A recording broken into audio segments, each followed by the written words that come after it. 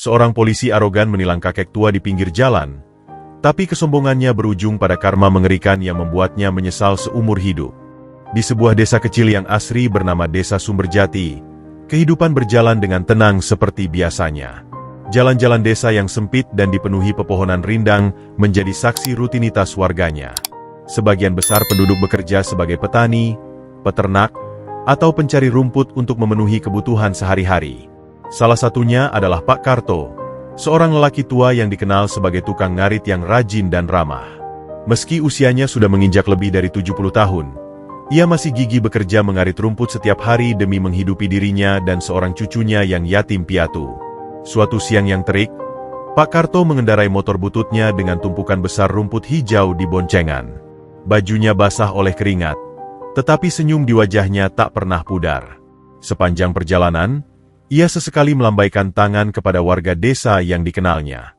Helm tak menghiasi kepalanya, bukan karena ia meremehkan keselamatan, melainkan karena pikirannya terfokus pada bagaimana memenuhi kebutuhan hidup. Helm satu-satunya yang ia miliki telah rusak, dan uangnya belum cukup untuk membeli yang baru. Di tengah perjalanan, saat motornya melintasi sebuah jalan aspal yang menghubungkan desa dengan kota kecamatan, ia dihentikan oleh seorang polisi yang tengah melakukan razia. Bribka Rudi, seorang polisi bertubuh kekar dengan wajah garang, melambaikan tangan dengan tegas untuk memberhentikan Pak Karto. Motornya dihentikan mendadak, membuat Pak Karto terkejut dan hampir kehilangan keseimbangan. "Hei, Pak Tua, apa kamu nggak lihat ini razia? Mana helm kamu?" bentak Bribka Rudi tanpa basa-basi. Suaranya lantang dan tajam, seakan sengaja dibuat untuk menakut-nakuti. Pak Karto menelan ludah, lalu menjawab dengan nada pelan tapi tetap sopan. "Maaf, Pak Polisi. Saya hanya tukang ngarit. Helm saya rusak dan saya belum sempat membeli yang baru." Alasan klise. Kamu pikir kami bisa dibohongi dengan cerita kayak gitu? Ini jalan raya, bukan kebonmu. Kalau nggak mau ribet, kasih saja uang damainya, ujar Bribka Rudi sambil mengulurkan tangan, jelas meminta suap tanpa malu-malu. Pak Karto menggeleng pelan. "Maaf, Pak. Saya tidak punya uang lebih. Kalau memang saya salah, biar saya ikut jalur sidang saja. Saya siap menerima konsekuensinya," ucapnya dengan suara bergetar tapi mantap. Wajah Bribka Rudi seketika berubah menjadi semakin gelap. Matanya menatap tajam, merasa tersinggung karena permintaannya ditolak. "Jalur sidang? Kamu pikir itu gampang? Hah? Prosesnya panjang, ribet, dan bikin pusing. Sudah, kasih saja uangnya, urusan selesai," balasnya kasar. Namun, Pak Karto tetap dengan pendiriannya. "Maaf, Pak Polisi. Saya orang tua yang hidup dari hasil ngarit. Tidak banyak uang yang saya punya. Kalau memang saya salah, saya siap mengikuti prosedur yang berlaku." Perkataannya terdengar tulus dan penuh ketegasan. Kesal karena merasa diremehkan, Bribka Rudi tanpa basa-basi mengambil motor butut Pak Karto dengan paksa.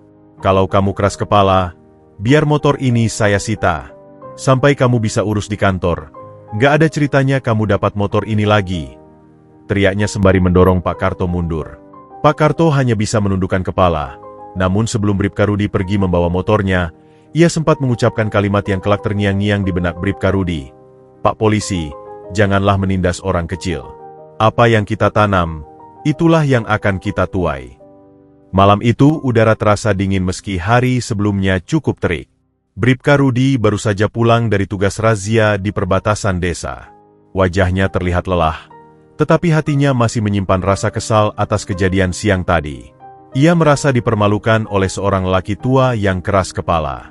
"Dasar orang tua sok suci," gerutunya sambil membuka kancing seragamnya dan melemparnya ke atas kursi. Sambil berbaring di tempat tidur, Bribka Rudi memejamkan mata dan mencoba menghilangkan rasa kesalnya. Namun, bayangan wajah Pak Karto terus terlintas dalam pikirannya. Kata-kata yang diucapkan Pak Karto tadi siang menggema seperti suara yang tidak ingin pergi. "Apa yang kita tanam, itulah yang akan kita tuai." Kalimat itu terasa sederhana namun menohok, seakan memiliki kekuatan yang aneh. Malam semakin larut ketika tiba-tiba Bribka Rudi merasakan perutnya melilit hebat. Rasa sakit itu datang tanpa peringatan, membuatnya terbangun dengan wajah yang pucat. Tubuhnya mulai gemetar, dan keringat dingin mengucur deras di dahinya. Dengan tangan gemetar, ia mencoba mengurut perutnya yang terasa nyeri. Namun, bukan rasa lega yang didapatkannya. Matanya membelalak ketika ia melihat sesuatu yang mengerikan. Seekor kelabang besar, berwarna hitam pekat dengan kaki-kaki yang tajam, merayap perlahan di permukaan perutnya. Bribka Rudi berteriak histeris. Tubuhnya terguncang ketakutan. Ia mencoba mengusir kelabang itu dengan tangannya, tetapi makhluk itu bergerak cepat, seakan menghindar dengan licik. Dalam keadaan panik, Bribka Rudi meraba kulitnya. Kelabang itu seakan menyusup ke dalam daging perutnya, menghilang tanpa jejak. Rasa sakit yang ia rasakan semakin parah, seolah ada sesuatu yang menggeliat-geliat di balik kulitnya. Ketakutan bercampur rasa sakit membuat Bribka Rudi tidak dapat berpikir jernih. Istrinya, Winda, terbangun mendengar teriakan suaminya. Dengan wajah panik, ia segera menghampiri Rudi yang terkapar di atas ranjang. "Mas, kenapa?" teriaknya cemas sambil mengguncang tubuh Rudi yang sudah bermandikan keringat. "Kelabang. Ada kelabang di perutku. Sakit sekali," jawab Bribka Rudi terputus-putus dengan suara bergetar. Matanya menatap istrinya dengan tatapan memohon. Winda yang ketakutan segera memanggil tetangga untuk membantu membawa suaminya ke rumah sakit terdekat. Di sepanjang perjalanan, Bribka Rudi hanya bisa merintih kesakitan. Perutnya terasa seolah-olah ada sesuatu yang terus menggeliat tanpa henti. Sesampainya di rumah sakit, Bribka Rudi segera ditangani oleh tim medis. Namun, hasil pemeriksaan yang dilakukan tidak menunjukkan adanya kelabang atau luka di perutnya. Dokter hanya menggelengkan kepala dengan bingung. Secara medis, tidak ada yang salah dengan perutnya. Tapi, jika rasa sakit ini terus berlanjut, kita akan melakukan pemeriksaan lebih lanjut. Namun, rasa sakit itu sama sekali tidak berkurang. Bahkan, semakin malam, semakin kuat pula rasa nyeri yang dirasakan Bribka Rudi. Dalam pikirannya yang dipenuhi oleh rasa sakit, ia mulai mengingat kembali sosok Pak Karto dan kata-katanya yang kini terasa seperti sebuah kutukan yang tak terlihat. Pagi itu, suasana di ruang perawatan rumah sakit terasa sunyi. Bribka Rudi terbaring dengan wajah pucat dan mata yang cekung. Rasa sakit di perutnya belum juga mereda, meski berbagai obat telah diberikan. Istrinya, Winda, duduk di samping tempat tidur dengan wajah cemas dan mata yang sembab karena kurang tidur. Beberapa dokter yang sempat memeriksa Bribka Rudi hanya bisa menggelengkan kepala. "Kami sudah melakukan berbagai tes, dari pemeriksaan darah, ultrasonografi, hingga endoskopi. Semuanya menunjukkan hasil yang normal," jelas seorang dokter spesialis dengan nada kebingungan. "Tapi kenapa suami saya terus kesakitan, Dok? Bahkan semakin parah setiap malam," jawab Winda dengan suara lirih, nyaris putus asa. Secara medis, tidak ada penjelasan yang masuk akal. "Tapi, kalau saya boleh memberi saran, mungkin ada sesuatu di luar medis yang perlu dicari jawabannya," ucap dokter itu dengan hati-hati. Kata-katanya membuat Winda terdiam, meskipun ia merasa aneh dengan saran tersebut. Sementara itu, Bribka Rudi terbaring dengan kesakitan yang semakin menguasai tubuhnya. Setiap kali ia memejamkan mata, ia melihat bayangan kelabang hitam yang merayap di kulitnya. Malam-malam yang dilaluinya menjadi mimpi buruk tanpa akhir. Rasa takut bercampur dengan rasa bersalah yang perlahan-lahan menggerogoti ketenangannya. Dalam keputusasaan, Winda mencoba meminta bantuan dari berbagai pihak. Ia menghubungi dukun, ustadz, bahkan paranormal yang dianggap memiliki kemampuan untuk menyembuhkan penyakit aneh. Namun, semua usaha itu berakhir sia-sia. Tidak ada yang mampu memberikan jawaban ataupun menyembuhkan suaminya. Suatu malam, ketika Winda tengah menemani Bribka Rudi yang mengerang kesakitan, seorang perawat mendekatinya dengan wajah prihatin. "Maaf Bu, saya tahu ini mungkin terdengar aneh. Tapi, jika secara medis tidak ada penjelasan, mungkin ada urusan batin atau spiritual yang belum diselesaikan. Apakah ada seseorang yang pernah tersakiti oleh suami ibu baru-baru ini?" tanya perawat itu dengan lembut. Winda terdiam, mengingat cerita Rudi tentang lelaki tua yang ditilangnya beberapa hari lalu. Perasaan bersalah dan cemas mulai merayapi pikirannya. Apakah kejadian itu yang menyebabkan semua penderitaan ini? Pertanyaan itu terus mengusik pikirannya sepanjang malam. Keesokan harinya, dengan sisa tenaga yang masih dimilikinya, Bribka Rudi memberanikan diri untuk menceritakan kejadian siang itu kepada istrinya. Mungkin, ini semua karena aku berlaku kasar pada seorang kakek tua. Dia hanya ingin ikut jalur sidang, tapi aku terlalu marah dan menyita motornya, ucap Rudi dengan suara bergetar. Air matanya jatuh tanpa bisa dibendung, menunjukkan penyesalan yang mendalam. Mendengar pengakuan itu, Winda tidak marah. Sebaliknya, ia menggenggam tangan suaminya dengan lembut dan berkata, "Kalau memang begitu, kita harus meminta maaf kepadanya. Tidak ada salahnya mencoba meminta pengampunan, Mas. Tuhan selalu membuka pintu bagi mereka yang ingin bertaubat." Dengan semangat yang mulai tumbuh dari keputusasaan, mereka pun memutuskan untuk mencari lelaki tua yang pernah diperlakukan tidak adil oleh Bribka Rudi. Setelah bermalam-malam disiksa oleh rasa sakit yang misterius, Bribka Rudi akhirnya menyadari bahwa jalan satu-satunya untuk mengakhiri penderitaannya adalah dengan mencari dan meminta maaf kepada Pak Karto. Meski tubuhnya masih lemah, ia memaksa diri untuk keluar dari rumah sakit ditemani istrinya, Winda. Mereka berdua menaiki mobil tua yang dimiliki Winda dan melaju menuju desa Sumberjati, tempat di mana kejadian itu bermula. Perjalanan menuju desa terasa begitu panjang dan melelahkan bagi Rudi. Setiap lubang kecil di jalan seperti menghantam perutnya dengan keras. Namun, semangatnya untuk meminta maaf membuatnya bertahan dari setiap rasa sakit yang menyerang. Sepanjang perjalanan, ia terus mengingat-ingat kata-kata Pak Karto yang dulu dianggapnya remeh namun kini terasa mengerikan. Setibanya di desa Sumberjati, Rudi dan Winda bertanya kepada beberapa penduduk desa untuk mencari tahu di mana Pak Karto tinggal. Ternyata, Pak Karto dikenal baik oleh warga sekitar sebagai seorang pekerja keras dan juga seorang ustadz yang kerap memberikan pengajian di padepokan kecil di tepi desa. Mereka pun diarahkan menuju sebuah padepokan sederhana yang dikelilingi oleh pepohonan rindang dan kebun yang asri. Saat mereka tiba di padepokan tersebut, Rudi nyaris terjatuh dari langkahnya karena tubuhnya yang semakin lemah. Namun, Winda dengan sabar membantunya berjalan hingga akhirnya mereka bertemu dengan Pak Karto yang tengah menyapu halaman padepokan. Pak Karto tampak tenang seperti biasanya, mengenakan pakaian sederhana dengan sorban yang melilit kepalanya. "Assalamualaikum, Pak Karto," sapa Winda dengan suara pelan namun sopan. Pak Karto menoleh dan tersenyum lembut. "Waalaikumsalam.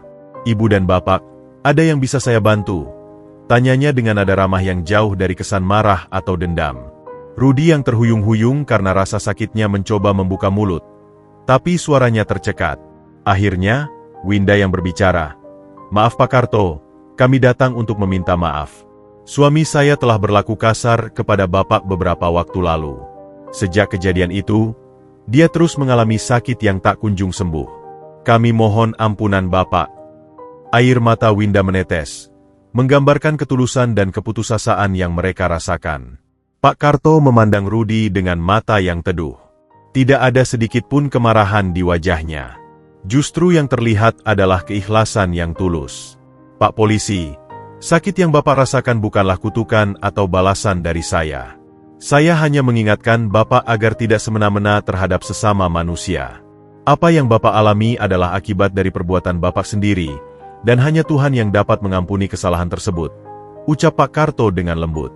Rudi menangis terisak-isak. Tubuhnya bergetar menahan rasa sakit dan penyesalan. "Pak Karto, maafkan saya. Saya sudah terlalu sombong. Saya ingin meminta maaf dengan tulus. Tolong bantu saya agar rasa sakit ini berhenti," katanya dengan suara parau. Pak Karto tersenyum dan menepuk pundak Rudi dengan lembut. "Tidak ada manusia yang sempurna, Pak. Semua orang pernah melakukan kesalahan. Yang terpenting adalah kemauan untuk berubah dan memperbaiki diri. Mari kita berdoa bersama dan memohon ampun kepada Tuhan. Insya Allah, jika niat Bapak tulus, maka kesembuhan itu akan datang dengan sendirinya." Mendengar kata-kata itu, Rudi mengangguk pelan. Untuk pertama kalinya setelah sekian lama, ia merasakan kedamaian mengalir di dalam hatinya. Malam itu, di bawah temaram cahaya lampu minyak yang menerangi padepokan kecil, Pak Karto mengajak Bribka Rudi dan Winda untuk duduk bersila di lantai beralaskan tikar pandan. Udara terasa dingin, namun suasana di dalam ruangan itu begitu tenang dan menenangkan. Pak Karto mengambil wudhu terlebih dahulu, diikuti oleh Rudi yang dengan susah payah berusaha menahan sakit di perutnya. "Sekarang, mari kita berdoa bersama. Mohon ampunan dan petunjuk dari Tuhan. Yang penting adalah ketulusan hati dan keikhlasan untuk berubah menjadi lebih baik, ujar Pak Karto dengan suara lembut. Mereka bertiga mulai melantunkan doa. Pak Karto memimpin doa dengan suara yang tenang dan penuh penghayatan. Winda menundukkan kepala, air matanya jatuh membasahi pipinya. Sementara itu, Rudi berusaha menahan isakannya yang sesekali terlepas dari bibirnya. Rasa sakit di perutnya sesekali datang menghantam, namun ia berusaha untuk tetap khusyuk dalam doa. Pak Karto mengakhiri doa dengan lembut, lalu menatap Rudi dengan tatapan teduh. Ketika kita ikhlas memohon ampun dan benar-benar berjanji untuk memperbaiki diri, Tuhan akan memberikan jalan bagi kita. Sakit yang kau rasakan mungkin adalah bagian dari ujian, tapi bukan berarti tidak ada obatnya. Tapi, Pak, bagaimana jika Tuhan tidak mengampuni saya? Tanya Rudi dengan suara gemetar. Tuhan Maha Pengampun, selama kau benar-benar menyesali kesalahanmu dan berusaha memperbaiki diri. Ingatlah, setiap manusia punya kesempatan untuk berubah menjadi lebih baik, jawab Pak Karto dengan bijak. Rudi mengangguk pelan. Tubuhnya terasa lemas, namun hatinya mulai dipenuhi dengan ketenangan yang belum pernah ia rasakan sebelumnya. Ia merasa ada sesuatu yang terlepas dari beban yang selama ini mengikatnya. Pak Karto kemudian mengeluarkan sebuah kendi kecil berisi air yang telah didoakan. Minumlah air ini. Bukan airnya yang menyembuhkan, tapi keyakinanmu untuk berubah dan doa yang kau panjatkan. Biarkan Tuhan yang menilai ketulusanmu. Rudi menerima kendi itu dengan tangan gemetar. Ia meneguk air tersebut perlahan, merasakan kesejukan yang menjalar dari tenggorokannya hingga ke seluruh tubuhnya. Perlahan-lahan, rasa sakit di perutnya mulai mereda. Matanya terbuka lebar, tak percaya dengan apa yang ia rasakan. Bagaimana perutmu sekarang, Mas? Tanya Winda dengan penuh harap. Rasa sakitnya mulai hilang. Aku merasa lebih baik, jawab Rudi dengan suara pelan namun penuh kelegaan. Air mata kembali mengalir dari sudut matanya, namun kali ini adalah air mata kebahagiaan. Pak Karto tersenyum penuh kehangatan. Alhamdulillah. Ingat, Pak Rudi, kesembuhanmu bukan karena saya atau air ini, tapi karena Tuhan mengizinkanmu untuk sembuh. Jangan pernah lupa untuk terus memperbaiki diri dan berlaku adil kepada siapapun. Rudi mengangguk penuh haru. Dalam hatinya, ia berjanji untuk mengubah hidupnya menjadi lebih baik dan menjadi polisi yang bertugas dengan jujur dan penuh keikhlasan. Beberapa hari setelah kejadian di Padepokan, Bribka Rudi merasa tubuhnya jauh lebih sehat. Rasa sakit yang dulu membelenggunya kini menghilang sepenuhnya. Wajahnya yang dulu pucat kini tampak lebih segar, dan matanya mulai memancarkan harapan yang baru. Winda menatap suaminya dengan senyum lega. Mas, aku masih tidak percaya bahwa semua ini bisa terjadi. Aku sangat bersyukur kamu sudah sembuh, katanya dengan mata berkaca-kaca. Rudi menggenggam tangan istrinya dengan lembut. Aku juga, Dek. Semua ini seperti mimpi. Aku merasa bahwa Tuhan masih memberiku kesempatan kedua untuk memperbaiki segalanya. Aku tidak akan menyia-nyiakannya.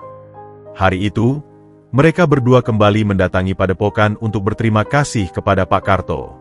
Sesampainya di sana, mereka disambut dengan senyum hangat dari lelaki tua yang kini sangat dihormati oleh Rudi. Pak Karto, saya datang untuk mengucapkan terima kasih.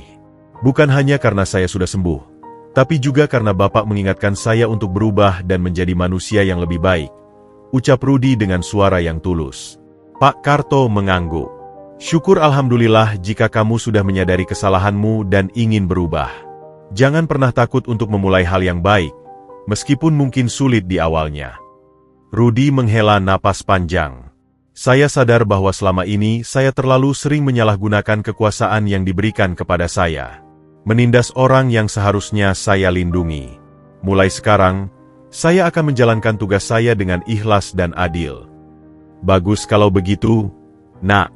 Tugas seorang aparat bukan hanya menegakkan hukum, tapi juga mengayomi dan melindungi masyarakat dengan kasih sayang.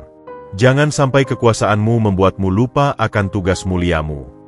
Kata-kata Pak Karto itu begitu dalam menusuk hati Rudi. Ia merasa malu sekaligus bersyukur bahwa dirinya diberi kesempatan untuk memperbaiki diri. Dalam hati, ia berjanji untuk menjadi seorang polisi yang tidak hanya bekerja dengan aturan hukum, tetapi juga dengan hati nurani. Sejak hari itu, Rudy mulai menjalankan tugasnya dengan cara yang berbeda. Ia lebih sabar menghadapi masyarakat, lebih bijak dalam membuat keputusan, dan selalu berusaha memberikan keadilan kepada semua orang. Kehidupannya pun perlahan berubah menjadi lebih damai dan bahagia. Namun, meski telah berubah, ia tidak melupakan pertemuannya dengan Pak Karto. Sesekali, ia masih mengunjungi padepokan untuk sekadar mendengarkan petuah-petuah bijak dari lelaki tua itu. Perjalanan hidupnya telah berubah arah, dan ia merasa lebih baik dari sebelumnya. Bulan Ramadan tiba. Udara sejuk pagi hari di padepokan membuat suasana terasa lebih damai. Rudy dan Winda kembali mengunjungi Pak Karto untuk menyampaikan niat baik mereka. Pak Karto, Ramadan telah datang. Saya ingin memanfaatkan bulan suci ini untuk memperbaiki diri dan memperbanyak ibadah. Saya menyadari bahwa dosa-dosa saya masih banyak, dan permintaan maaf ini belum cukup untuk menghapus semuanya, ucap Rudy dengan nada tulus. Pak Karto tersenyum lembut. Niat baikmu itu sudah merupakan langkah besar. Nak, jangan berhenti berusaha menjadi lebih baik.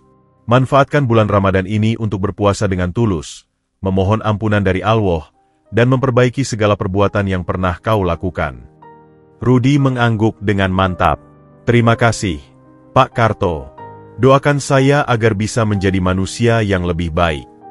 Saya akan selalu mendoakanmu, Nak. Semoga puasamu diterima oleh Allah dan usahamu untuk bertaubat diberkahi, jawab Pak Karto dengan suara lembut. Rudy pun menjalani bulan Ramadan dengan sepenuh hati. Setiap harinya diisi dengan ibadah, kebaikan, dan kejujuran dalam setiap langkah. Ia menyadari bahwa kebahagiaan sejati datang dari ketulusan hati dan kesungguhan dalam memperbaiki diri.